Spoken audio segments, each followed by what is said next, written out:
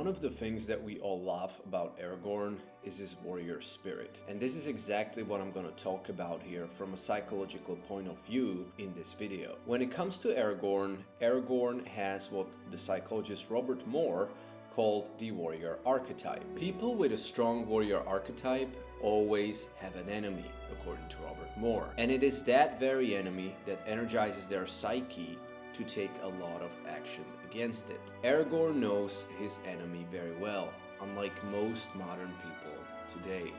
Most of us today live in sort of hobbiton of sorts, meaning we kind of live in a comfort zone all the time. Not really knowing what we fight against, if anything, we sort of plow through life, usually all the way until some mental health issue or illness hit. Then we take in our fight and live in our comfort zone. We finally take up the arms and we start to have a battle with this new thing. Thus, people say, oh, I battled my cancer, or I'm battling my anxiety, or I'm trying to get rid of my depression. But unfortunately, even these things are mostly just about symptom reduction, such as, hey, just give me some antidepressants so I don't have to feel this. People today are very much not like Aragorn, because Aragorn knew evil true and true. You can see this especially in the books, but he knows what he is confronted with way more than anyone else, maybe with the exception of Gandalf and Elrond and other elves. While hobbits are pretty naive, especially in the books and in the beginning, about the real dangers that they will have to face, Aragorn always knows his enemy very well. Now, what does it mean to know an enemy? Well, for most of us, it would mean something like knowing where your mental health issues lie. Because unless you go to a battle in an army, you will likely just face your inner demons in this life, apart from poverty and all these other things. When you're facing your inner demons, number one mistake that doesn't allow you to be like Aragorn and to awaken your inner warrior is that you don't know what you're actually fighting against. And even if you get a diagnosis such as major depressive disorder, you don't really see it as an enemy, because the modern apparatus of medical and psychiatric institutions, it's all just focused on, okay, let us get you rid of that as soon as we can. But Aragorn, he had a real sense of hero's journey, as religionist Joseph Campbell put it.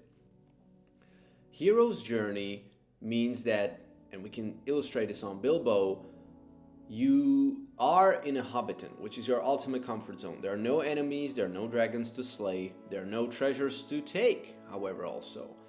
But then, as you're in the hobbiton, some evil is lurking around. And this is what sets you on adventure. Adventure has a prefix ad, which can mean adversity, and venture is you venturing from point A to B, physically, but ultimately also in your psychological growth as a human being.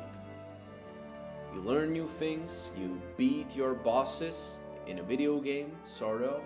You break into new levels and you grow on all fronts. With Aragorn, the reason why he is such an inspiration to so many of us is because it all starts with an enemy.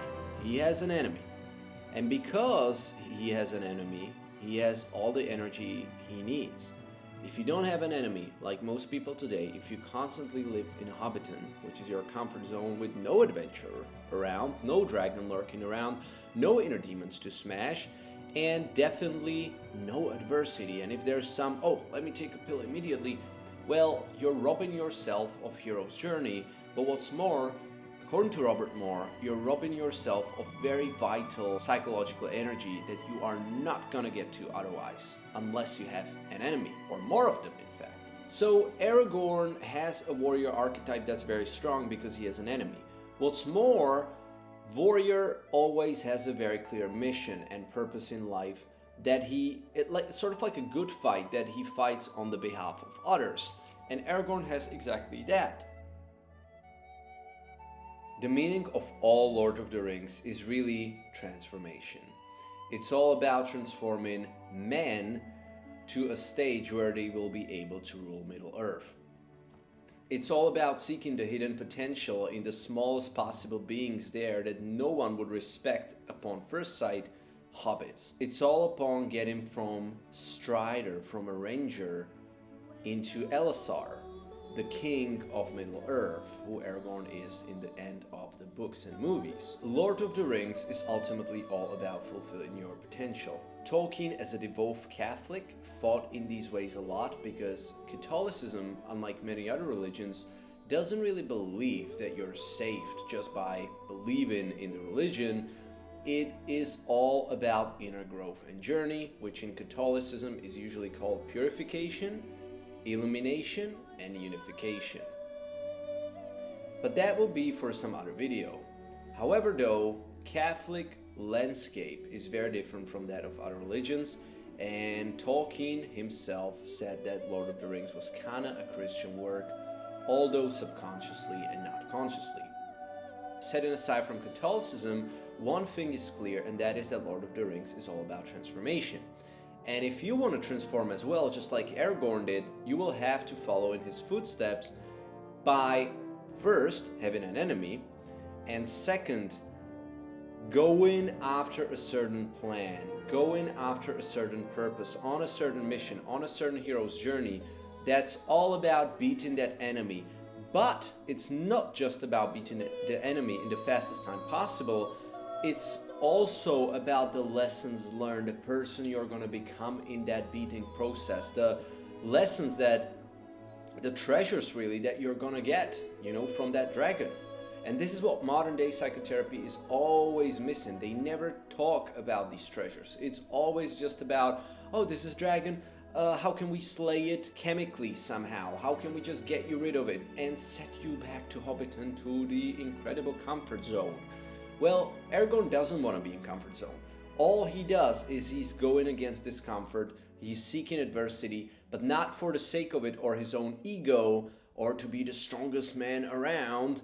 No, he does all of that with the end goal in mind, which is to slay his enemy Sauron and to protect his people from evil that Sauron represents. And just like Aragorn, we also need a clear enemy and a clear mission. If you think you have no adversity currently and your life is too comfortable, that is probably your adversity. Procrastination, laziness, maybe you're a little depressed, maybe you have what's called dysthymia, which is kind of like a mild depression all the time. Maybe you have anxiety, maybe you have social anxiety to tackle. Maybe you have no spirituality life. Maybe you want more from life. Maybe you are only living for material gains and ego, and you have a long journey to grow in as a man or woman and a long character growth to make. And what he also does is that he is very resolute in what is good and what is evil in his life. If you want to be a warrior, and this is how I really see the warrior quality in Aragorn, what you gotta do is you gotta discern virtues and vices very strongly from each other. And then you gotta tackle the vices in your life, whatever it is. If you spend too much time on Instagram, you gotta cut it off. If you think that you love Lord of the Rings, but then you don't live Lord of the Rings in your own life, you don't live that adventure that this story is all about, and you existentially feel like you're like Frodo, you're like Sam, you're like Aragorn, if you don't have that in your life, you likely have no warrior archetype. And all that is because you likely have no enemy. And I see it every day with my clients, even if they are having some mental health disorders, they still look for enemies outside, or they don't even acknowledge these as enemies at all. Oh, it's just chemical imbalance is a perfect story to rob you of your inner warrior. Oh, it's just, here's just this pill is a perfect phrase to rob you of your whole hero's journey and all the lessons that you could have learned if you would face your disorder head on, step by step in the upcoming years, or perhaps in your entire life from this point onwards. I also want to say how it changed my life that I crafted an enemy for myself. Well, I had obsessive compulsive disorder since I'm almost 7 years old, but I never really took it for an enemy. But then one time I really decided, hey, this is my enemy, this is what's holding me back in life. And I had a name for it, I had a concept for it, I could read books about it, I could tackle it, I could read stories about other people who tackled their OCD. And because of that, and because also I had many other anxiety and depression issues, so much of them that it wouldn't do just for one video, I really started taking those as my dragon. And I knew that if I'm about to slay this dragon, the real treasure is going to be not just in being free of the dragon, like everyone going into therapy thinks the goal is, oh, I'm just gonna be able to go back to Hobbiton to live again in comfort. No, I knew that it's gonna be much more like Sam or Aragorn, that by going through that whole journey of fighting the enemy, I can prove to be the man that I always knew I'm capable of becoming one day, or hoped to becoming one day. And I knew that in that very journey, by facing that dragon, because I was weaker than that dragon, I'm gonna learn all the lessons that a man needs to learn in order to end up here, aka stronger than this dragon in the end. And this is how you gotta see it. The moment I started seeing it like this, my energy went up, my anger went up. Anger is a very constructive emotion for the warrior. The warrior really can be angry. He's not angry like Andrew Tate. He's not bloodlust angry. He has anger with grace. Grace is kind of like a Christian concept. That means there's kind of like a space around it. There's kind of like an acceptance around it. There's kind of like pity for your enemy. That's what Aragorn had. So he had a lot of anger, but it was healthy anger. It wasn't like bloodlust, vengeance, vendetta anger that many people have, or Andrew Tate kind of anger. I'm going to become the strongest man, the strongest King Kong on this block.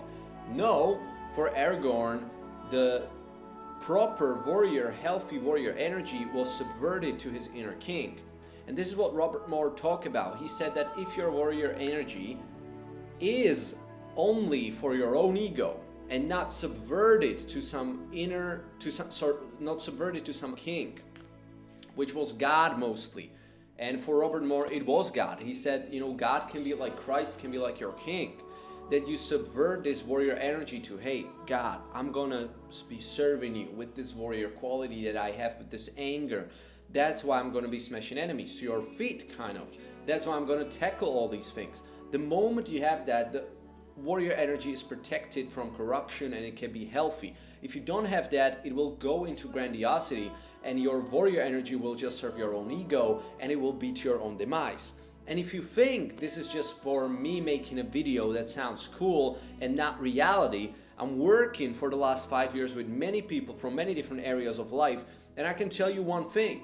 These people so often get corrupted in their warrior energy for some purpose, but they're really laying their letters on the wrong wall. And the moment they find that out, it's usually too late. They may be on their deathbed, which is what Erik Erikson talked about, a famous psychologist. He said there are various different sets and stages of life, and the last one is really about integration of your ego, meaning you realize that your entire story of your life makes some sense to you and that it was for the ultimate good, or you fall into sort of depression because you don't find that integration upon looking back to your life story, and your ego starts to crumble and disintegrate, and you may die in great depression.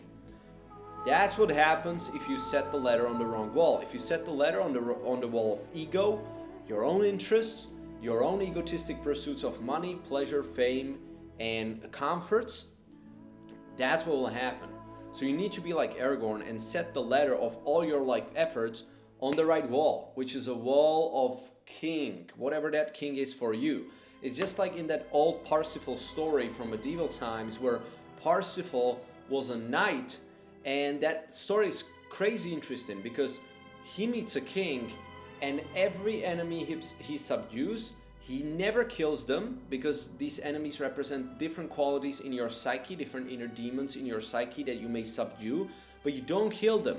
These potentials, these energies are still there, but you subdue them all to the king. So maybe one of these qualities, one of these enemies is you spending too much time on social media. Well, if that's the case, you don't kill that compassionate quality in you. You don't kill that almost obsessive quality in you to be really centered into something, really into something, just really, oh wow, all my attention is on that. No, but you subvert it to the king. So you put it into its rightful use. How? Well, maybe you put that focus into working for, I don't know, making YouTube videos or helping other people. The same way you may subdue all your other inner demons or your other inner dragons. And guys, this is not a metaphor. Like, you literally live Lord of the Rings. You literally live Aragorn. It's also because I believe in God. I believe these stories are completely real. They're what's happening in you all the time, in your inner world, in your psyche.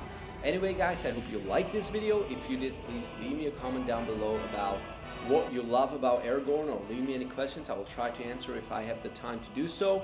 And have a good one, guys, and please click on the subscribe button if you want to see more video like this. I also have another video about Aragorn called Aragorn, Meaning, Psychology, and Morality. You can check that out on my channel as well. And see you guys later, and peace, and thank you so much once again for checking this video. Have a good one. See you.